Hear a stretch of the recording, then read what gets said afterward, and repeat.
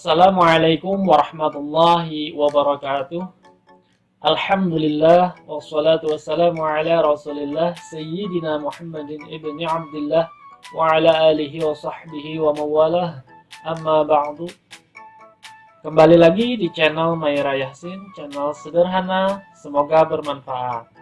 Kali ini kita akan melanjutkan pembelajaran pada mata pelajaran Sejarah Kebudayaan Islam dan akan membahas tentang akulturasi budaya Islam di Indonesia sebagai dampak dakwah ajaran Islam. Ini melanjutkan pembahasan di video sebelumnya, yaitu tentang perkembangan Islam di wilayah-wilayah Indonesia. Sebelum kita mulai pembelajaran, marilah kita berdoa terlebih dahulu.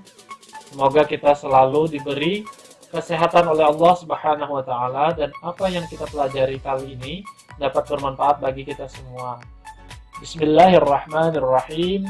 Raditu billahi rabba wa bil islami dina wa bi Muhammadin nabiyya wa rasula. Rabbi zidni ilman nafi'a wa razuqni fahman kamila bi rahmatika ya arhamar rahimin. Amin. Untuk mempersingkat waktu kita, langsung saja masuk kepada materi pembahasan, yaitu tentang akulturasi budaya Islam di Indonesia sebagai dampak dakwah ajaran Islam. Kita masuki materi ini.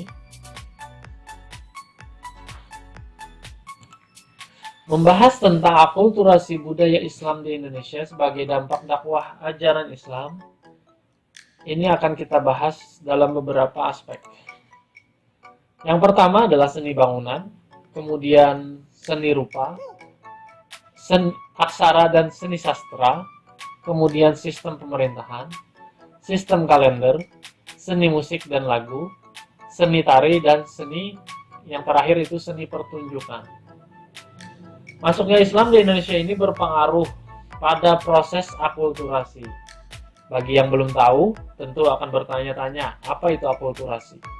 Akulturasi itu artinya adalah percampuran dua kebudayaan atau lebih yang saling bertemu dan saling mempengaruhi. Percampuran kebudayaan Islam dengan kebudayaan asli Indonesia melahirkan satu kebudayaan baru, yaitu kebudayaan Islam Indonesia. Artinya apa? Dengan demikian, masuknya Islam di Indonesia ini tidak menyebabkan kebudayaan yang ada sebelumnya itu menjadi hilang, namun memperkaya kebudayaan Nusantara dengan kebudayaan yang bernilaikan ajaran Islam. Bentuk budaya sebagai hasil dari proses akulturasi tersebut tidak hanya bersifat kebendaan atau material, tetapi juga menyangkut perilaku masyarakat Indonesia atau kebiasaan masyarakat Indonesia. Para pedagang mengganti isi budaya lokal dengan jiwa tauhid dan mengubah bentuk luarnya. Misalnya apa? Contohnya adalah upacara pemberian sesaji untuk roh leluhur dan halus. Itu diubah jadi pemanjatan doa untuk keluarga yang sudah meninggal. Bahkan juga yang biasanya dibacakan mantra-mantra untuk mengusir roh jahat itu diganti dengan bacaan-bacaan Al-Quran. Kemudian kita langsung masuk pada aspek yang pertama tentang akulturasi budaya Islam di Indonesia, yaitu pada aspek seni bangunan.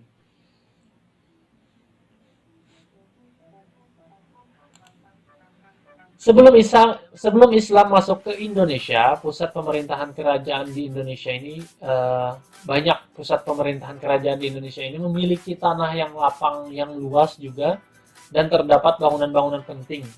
Contohnya apa? Seperti bangunan keraton, tempat pemujaan, dan pasar. Dan pada saat Islam datang, seni arsitektur tetap dipertahankan.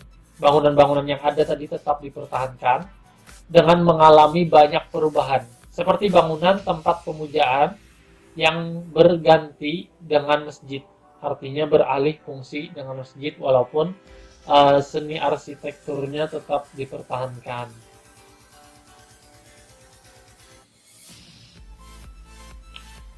Walaupun sudah beralih fungsi, seperti tempat pemujaan yang sudah berganti dengan masjid itu, namun bangunan masjid itu masih terdapat sisa-sisa arsitektur lokal. Contohnya apa?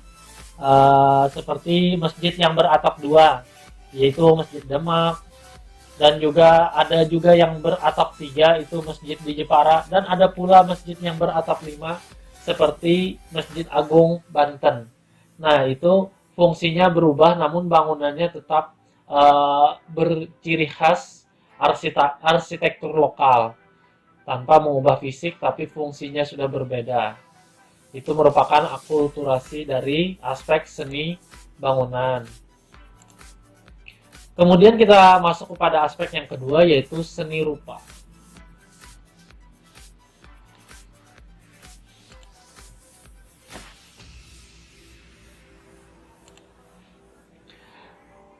Tradisi Islam tidak menggambarkan bentuk manusia dan hewan, tapi ada yang dikenal dengan istilah kaligrafi yang merupakan perkembangan dari seni ukir dan pahat.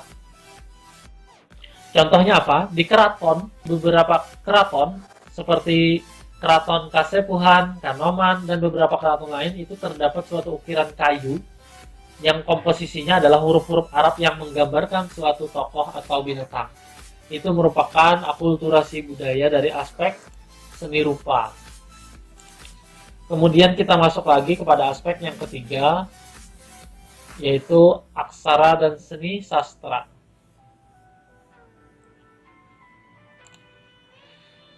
Pengaruh dalam bidang aksara itu terlihat dari mana? Yaitu adalah terlihat dari masyarakat yang mulai mengenal tulisan Arab. Artinya apa? Sebelum Islam masuk, mereka, masyarakat Indonesia ini tidak mengenal tulisan Arab. Ketika Islam mulai menjamah ke wilayah-wilayah Indonesia, maka itu akan terlihat dari masyarakat yang sudah mulai mengenal tulisan Arab. Dan bahkan berkembang jadi seni kaligrafi yang banyak digunakan sebagai motif hiasan selain dari ukiran. Bahkan juga berkembang tulisan Arab Melayu, atau biasanya dikenal dengan istilah Arab Gundul, yaitu tulisan Arab yang dipakai untuk menuliskan bahasa Melayu. Tetapi bedanya adalah tidak menggunakan tanda-tanda A, I, dan U. Biasanya kita sebut harakat. Seperti lazimnya tulisan Arab. Baris di atas kan biasanya itu dibaca A, kemudian baris di bawah itu kasrah biasanya dibaca dengan I, dan ada dhammah itu dibaca huruf U. Namun bedanya adalah tulisan Melayu ini, Arab Gundul ini adalah untuk menuliskan bahasa Melayu yang tidak menggunakan harakat. Wujud akulturasi dalam seni sastra terlihat dari tulisan atau aksara yang dipergunakan, yaitu menggunakan huruf Arab Melayu. Jadi sudah bahkan dipakai juga untuk sudah dipergunakan dalam penggunaan tulisan, menggunakan huruf Arab Melayu, dan isi ceritanya pun mengambil hasil sastra yang berkembang pada zaman Hindu. Adapun seni sastra yang berkembang seperti hikayat, babat, suluk, dan primbon. Hikayat itu apa? Hikayat itu adalah cerita atau dongeng yang berpangkal dari peristiwa atau tokoh sejarah. Hikayat ditulis dalam bentuk peristiwa atau tokoh sejarah. Yang terkenal itu adalah Hikayat 1001 Malam dan Hikayat Amir Hamzah. Adapun babat adalah kisah rekaan pujangga keraton yang sering dianggap sebagai peristiwa sejarah. Contohnya adalah babat Tanah Jawi dan babat Cirebon. Kemudian yang ketiga, suluk. Apa itu suluk? Suluk adalah kitab yang membentangkan soal-soal tasawuf. Contoh suluk adalah suluk Sukarsa, suluk Wijil, dan suluk Malang Sumirang. Dan yang terakhir, primbon. Apa itu primbon? Primbon itu adalah hasil sastra yang sangat dekat dengan suluk, karena berbentuk kitab yang berisi ramalan-ramalan, keajaiban, dan penentuan hari baik atau buruk. Kemudian kita masuk lagi kepada aspek yang keempat, yaitu aspek sistem pemerintahan.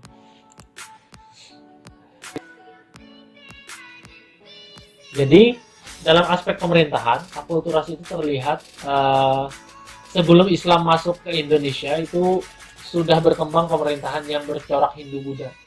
Namun setelah Islam masuk, kerajaan-kerajaan yang bercorak Hindu-Buddha mengalami keruntuhan, dan akhirnya digantikan kerajaan-kerajaan yang bercorak Islam seperti Samudra Pasai, Demak, dan Malaka. Apa cirinya kerajaan Islam? Sistem pemerintahan yang bercorak Islam itu salah satu cirinya adalah rajanya yang bergelar sultan atau sunan, seperti halnya para wali. Dan apabila rajanya meninggal, tidak lagi dimakamkan di candi atau dicandikan, tetapi dimakamkan secara Islam, seperti halnya yang kita lihat seperti biasa, dimandikan dulu, terus dikafankan, disolatkan, lalu dikuburkan.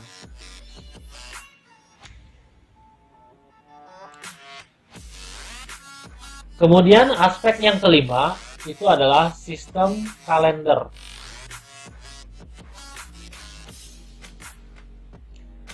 Sebelum Islam masuk ke Indonesia, masyarakat Indonesia sudah mengenal kalender Saka. Apa itu kalender Saka? Itu kalender Hindu yang dimulai tahun 78 Masehi. Setelah berkembangnya Islam, nah di sini letak perbedaannya adalah ketika Islam berkembang, Sultan Agung dari Mataram itu menciptakan kalender Jawa dengan perhitungan bulan Qamariyah seperti tahun Hijriyah, tahunnya Islam. Pada kalender Jawa itu Sultan Agung melakukan perubahan pada nama-nama bulan seperti Muharram yang diganti dengan Syura dan Ramadan diganti dengan Pasa. Nama-nama harinya tetap menggunakan hari-hari sesuai dengan bahasa Arab. Bahkan hari pasaran pada kalender Saka juga dipergunakan.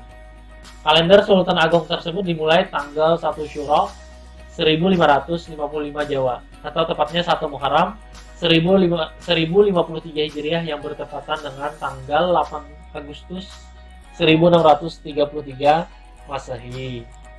Itu terkait dengan sistem kalender atau penanggalan. Kemudian kita masuk aspek yang keenam, itu adalah seni musik dan lagu.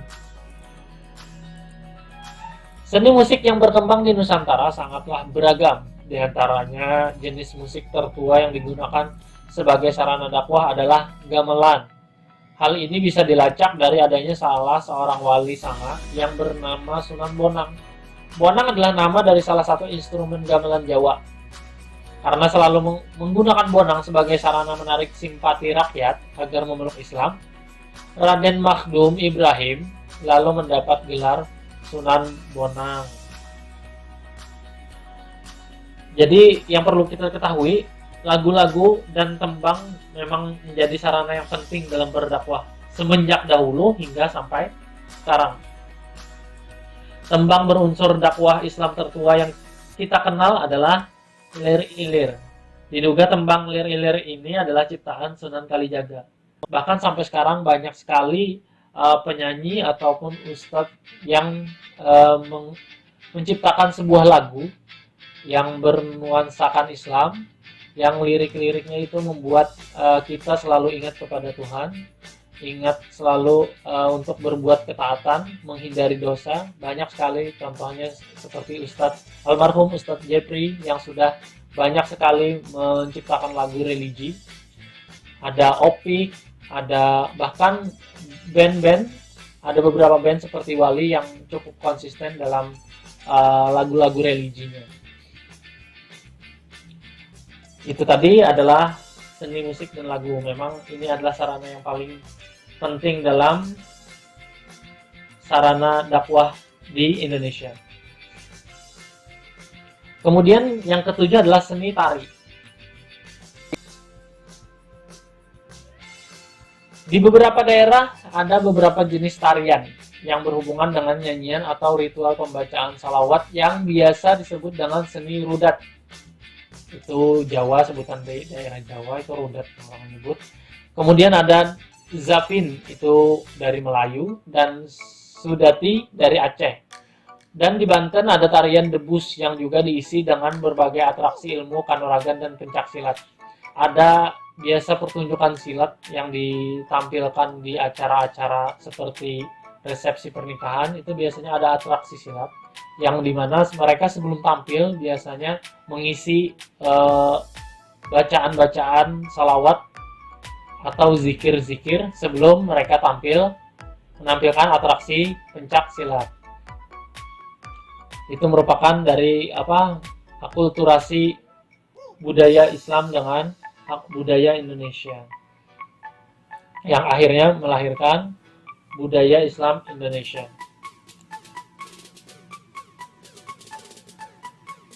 Kemudian yang terakhir adalah aspek seni pertunjukan. Seni pertunjukan pada mulanya sangat kental dengan corak Hindu-Buddha. Misalnya wayang kulit yang pada masa itu masih berbentuk gambar manusia di atas selembar kulit. Gambar tersebut menceritakan cerita wayang yang disebut wayang beber. Oleh Sunan Kalijaga, wayang beber dimodifikasi sedemikian rupa sehingga tidak bisa lagi dikatakan sebagai gambar manusia yang hukumnya haram dalam ajaran Islam. Demikian pembahasan kita pada kali ini, menutup rangkaian materi tentang masuknya Islam di Nusantara. Yang mana pada pembahasan sebelumnya sudah membahas tentang jalur masuknya Islam ke Indonesia, sudah juga kita bahas itu sebelumnya di video pertama. Kemudian waktu dan teori masuknya Islam di Indonesia, itu sudah kita bahas pada video yang kedua. Dan perkembangan Islam di wilayah-wilayah Indonesia itu ada pada materi ketiga. Dan pada kali ini adalah penutup dari rangkaian tentang materi masuknya Islam di Nusantara. Adapun pembahasan selanjutnya nanti kita akan lebih spesifik membahas tentang kerajaan-kerajaan Islam di Indonesia. Mungkin kali ini cukup sampai di sini. Terima kasih atas perhatiannya. Mohon maaf atas segala kekurangan. Kita tutup dengan doa kafaratul majlis. Subhanakallahumma wa bihamdika, asyhadu an la ilaha illa anta, astaghfiruka wa atubu ilaik. Wallahu muwaffiq ila aqwamit thoriq. Wassalamualaikum warahmatullahi wabarakatuh. Terima kasih. Tetap semangat ya.